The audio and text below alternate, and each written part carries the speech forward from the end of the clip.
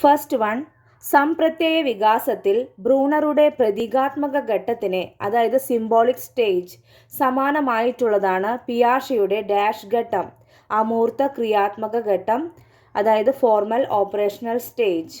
Second one, പ്രതീകാത്മക ചിന്തനത്തിന് അതായത് symbolic thinking ഒരു കുട്ടിക്ക് കഴിയുന്നുവെങ്കിൽ ആ കുട്ടിയുടെ പ്രായപരിധി എത്രയായിരിക്കും? 12 വയസ്സിന് മുകളിൽ. ഔപചാരിക മനോവ്യാപാര ഘട്ടം. പിയാഷെയുടെ ഇന്ദ്രിയ ചാലക ഘട്ടത്തിന് സമാനമായ ബ്രൂണറുടെ ഘട്ടമേത്? പ്രവർത്തന ഘട്ടം. ബ്രൂണറുടെ ഏത് ഘട്ടത്തിലാണ് കുട്ടികൾ വസ്തുക്കൾ കൈകാര്യം ചെയ്ത് പ്രവർത്തനങ്ങളിലൂടെ വിവരങ്ങൾ സമ്പാദിക്കുന്നത്?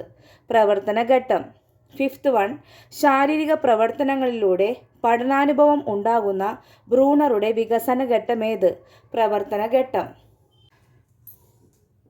സിക്സ്ത് വൺ, പിയാഷെയുടെ പ്രാഗ് മനോവ്യാപാര ഘട്ടത്തിന് സമാനമായ ബ്രൂണറുടെ വികസന ഘട്ടമേത്? ബിംബന ഘട്ടം, ഐക്കോണിക് സ്റ്റേജ്. പിയാഷെയുടെ ഔപചാരിക മനോവ്യാപാര ഘട്ടത്തിന് സമാനമായ ബ്രൂണറുടെ വികസന ഘട്ടമാണ് ഡാഷ്, പ്രതീകാത്മക ഘട്ടം, സിംബോളിക് സ്റ്റേജ്. ആശയത്തെക്കുറിച്ച് ചിന്തിക്കാൻ വസ്തുക്കളോ ബിംബങ്ങളോ ആവശ്യമില്ലാത്ത ഘട്ടം ഏത്? പ്രതീകാത്മക ഘട്ടം.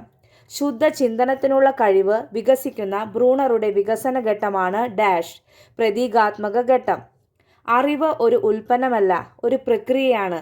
കുട്ടിയെ പഠിക്കാൻ പഠിപ്പിക്കുകയാണ് വേണ്ടത് എന്ന് പറഞ്ഞതാരെ? ബ്രൂണർ. Thank you.